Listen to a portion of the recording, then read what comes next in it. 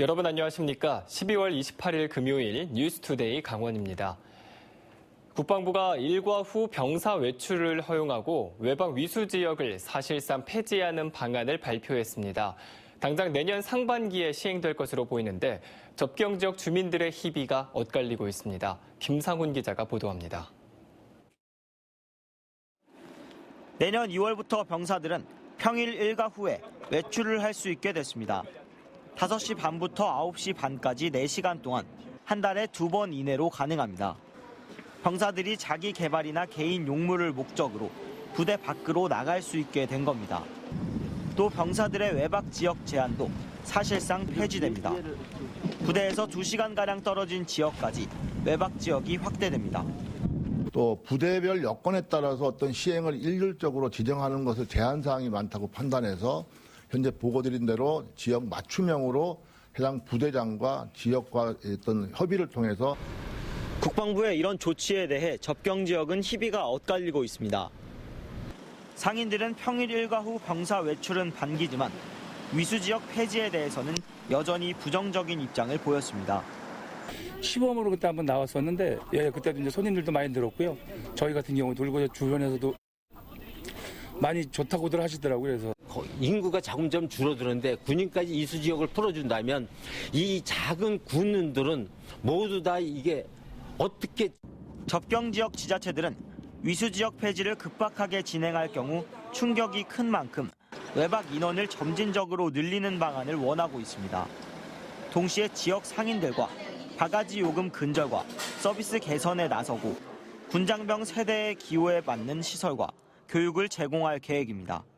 춘천이나 이제 서울 쪽이나 가서 외박을 즐기지 않더라도 양구에서 다 해결할 수 있도록 지금 이제 스크린 야구장이라든가 아니면 VR 게임장을 지금 설계를 들어갔습니다. 국방부의 병역문화 혁신 조치가 군부대 의존적인 접경 지역 경제에 어떤 영향을 미칠지 주목됩니다. MBC 뉴스 김상훈입니다. 올해 교육계의 화두는 공교육 정상화였습니다.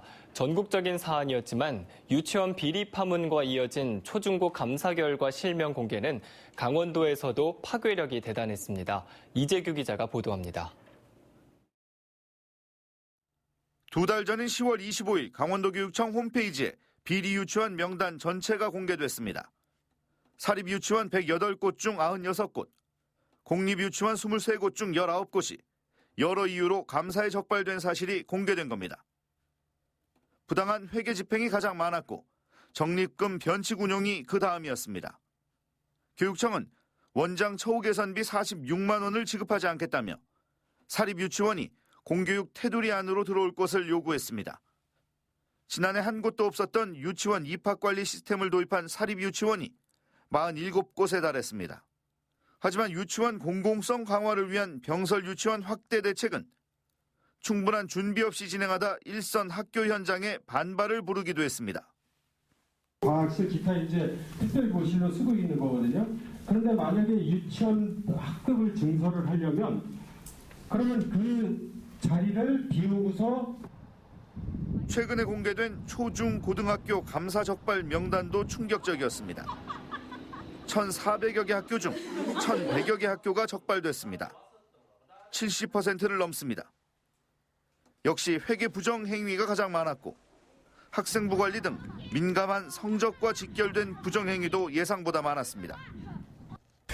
계속 이제 먼저 지적됐는데 다시 지적을 된다든가 그렇게 반복된다든가 그런 거는 좀 가중처벌도 하고. 공정해야 할 교육계에 이토록 다양한 비위 행위가 있었다는 사실에 학부모와 시민들은 분노했습니다. 강원도교육청은 내년 교육행정의 첫째 목표를 공교육의 책임 강화로 잡았습니다. 하지만 추락한 공교육의 신뢰는 이런 구호보다 만연한 교육 비리에 교육당국이 제대로 대응하고 있다는 신호를 준 뒤에야 회복될 수 있을 겁니다. MBC 뉴스 이재규입니다. 보물 제410호이자 고려시대 모전 석탑인 정선 정암사 수만호탑의 국보 승격이 추진되고 있습니다. 최근 정암사 주변에서 고려시대 온돌 구조를 갖춘 건물토와 유물이 다수 출토됐습니다. 홍원표 기자가 보도합니다. 정성군 고안읍의 천년 고찰 정암사, 부처님의 진신사리를 모신 국내 5대 정멸 보궁으로 손꼽히고 있습니다. 정암사 산 중턱에는 보물 제410호 수만호 탑이 자리 잡고 있습니다.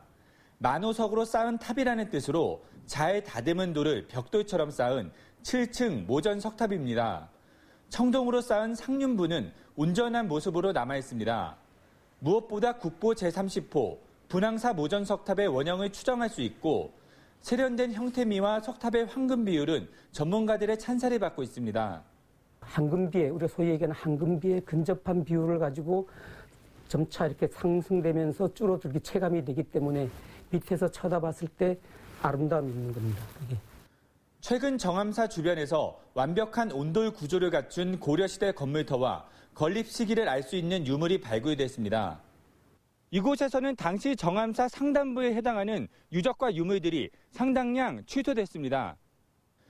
특히 정암사의 실체와 수만호탑의 국보 승격을 뒷받침할 수 있는 명문 기와와 막세 기와도 발견됐습니다. 차기에는 하층부까지도 정밀 발굴 조사를 시행할 계획입니다. 그 시행 연도는 2020년도에 시작해서 준비할 계획입니다. 강원도에서는 월정사 석조보살 좌상과 오대산 상원사, 중창, 권선문이 문화재 가치와 역사적 근거를 확보해 국보로 승격했습니다. MBC 뉴스 홍한표입니다. 문화체육관광부가 추진하는 문화도시에 원주시가 예비 주자로 선정됐습니다. 이에 따라 지역의 문화 인프라 확충은 물론 다양한 콘텐츠 개발도 활발하게 이루어질 것으로 기대됩니다. 조성식 기자입니다. 지역별 문화자원을 효과적으로 활용해 발전을 이루겠다는 문화도시 사업. 문화체육관광부가 처음 추진하는 법정 문화도시에 원주시가 예비주자로 이름을 올렸습니다. 전국 10개의 지자체를 선정 발표했고 도내에서는 원주가 유일합니다. 시민이 만들어가는 창의문화도시를 주제로 지난 2016년부터 문화특화지역 조성 사업을 시작했으며 옛 원주여고의 복합문화센터 설치와 대규모 공연장, 그림책 도서관 건립 등을 진행하고 있는 것이 높은 평가를 받았습니다. 문화도시로 확정되면 5년 동안 200억 원의 예산을 지원받게 되며 앞으로 1년 동안 예비 사업을 통해 문화 인프라를 확충하는 데 주력할 예정입니다. 한 200억 정도의 예산이 이제 확보가 되는데 그런 것들은 이렇게 시설 투자보다는 시민들이 문화가 생활화되는 그런 콘텐츠 개발 이런 쪽에다가 우선 투입할 계획이고 확성동을 비롯해 원도심 등 곳곳에 추진되고 있는 도시 재생 사업과도 연계 문화도시를 조성해 나간다는 계획입니다. 예비 사업에 대한 실적 평가와 심사를 거쳐 원주시는 내년 말쯤 문화도시로 최종 지정될 전망입니다. MBC 뉴스 조성식입니다. 지난 18일 펜션 사고로 숨지거나 다친 학생들의 장례비와 치료비를 강릉시가 지원합니다. 강릉시는 펜션의 가스보일러에서 유출된 일산화탄소 중독으로 숨진 학생 3명의 장례비와 입원 치료를 받은 학생 7명의 치료비와 보호자 숙박비 등을 지원할 계획이라고 밝혔습니다. 강릉시는 이번 사고를 사회재난으로 보고 먼저 관련 비용을 지원하고 수사 결과에 따라 원인 제공자에게 구상권을 청구할 방침입니다. 화천군이 이회수 작가의 감성마을 집필실 사용료 부과처분 취소 소송과 관련해 항소를 하지 않기로 결정했습니다. 화천군은 변호인단과 논의를 거듭한 끝에 항소를 하지 않기로 최종 결정했다고 밝혔습니다. 앞으로 감성마을 운영과 관련해서는 지역 주민들이 공감할 수 있는 효율적인 방안을 마련하겠다고 덧붙였습니다. 화천군은 올해 초 이 작가에게 5년간 집필실 사용료 1,800여만 원을 부과했지만 법원은 이 같은 행위가 법에 어긋난다며 이 작가의 손을 들어줬습니다. 춘천 속초 간 동서고속화철도 사업 추진의 사실상 마지막 행정 절차인 환경영향평가 연내 통과가 결국 무산됐습니다. 환경부는 어제까지 동서고속화철도 전략 환경영향평가 승인 여부를 결정하겠다는 당초 약속을 어기고 평가 기간을 연장했습니다.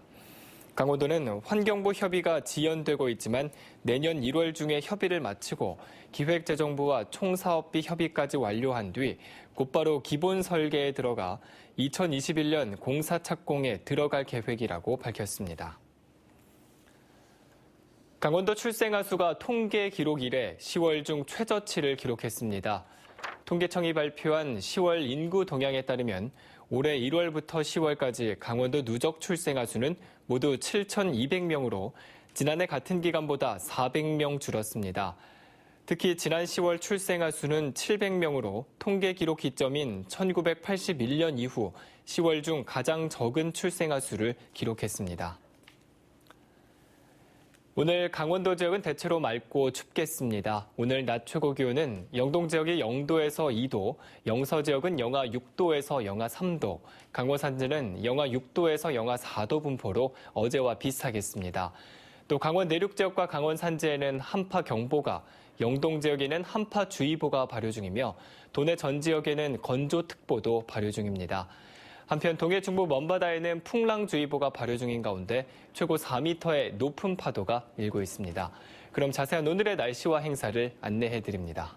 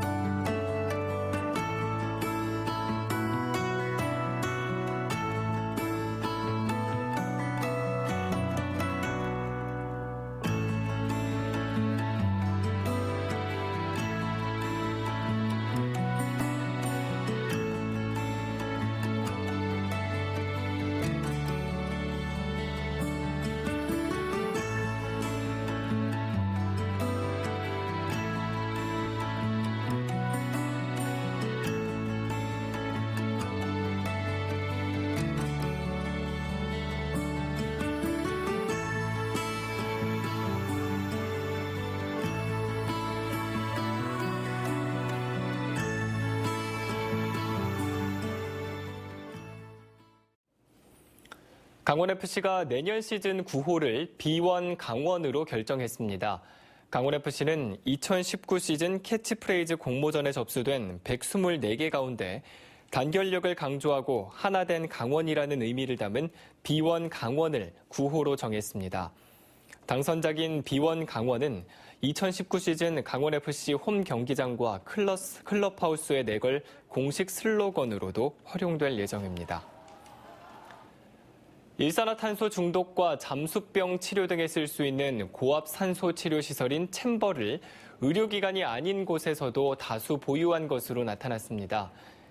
대한응급의학회에 따르면 해군 일함대와 동해해경, 폴리텍대학 강릉 캠퍼스 등 비의료기관 38곳에서 46개의 고압 챔버를 갖추고 있습니다.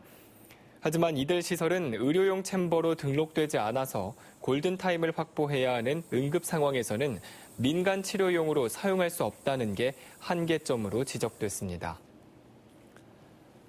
원주 문막 SRF 열병합발전소 건설에 반대하는 주민대책위가 기자회견을 열고 발전소 건설을 포기하겠다고 한 원창목 시장에게 약속 이행을 촉구했습니다.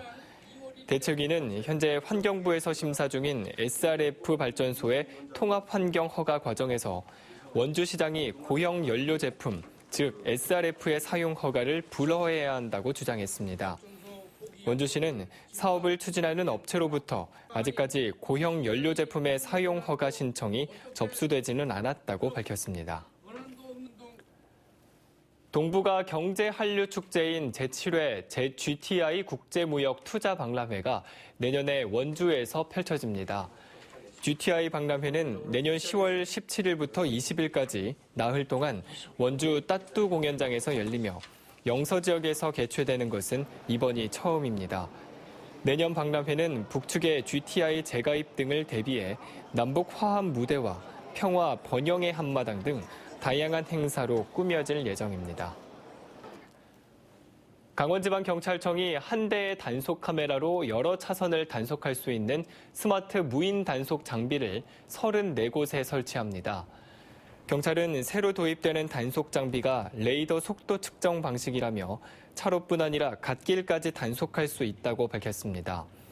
경찰은 춘천 산홍동 현대 1차 아파트 앞과 영서로 청화 아파트 앞 등 사고가 자주 발생하는 34곳에 우선 설치하고 내년 3월까지 시범 운영할 계획입니다. 강원도는 내년 1월 18일까지 반려동물 관련 영업장 422곳을 대상으로 시군 합동으로 일제 점검을 실시합니다. 이번 점검은 반려동물 관련 영업장의 시설 인력 기준과 영업자 준수사항 이행 여부를 집중 확인하게 됩니다. 지난 3월 개정된 동물보호법에 따라 반려동물 관련 영업장은 시장 군수에게 1년에 1회 이상 점검을 받도록 하고 있습니다.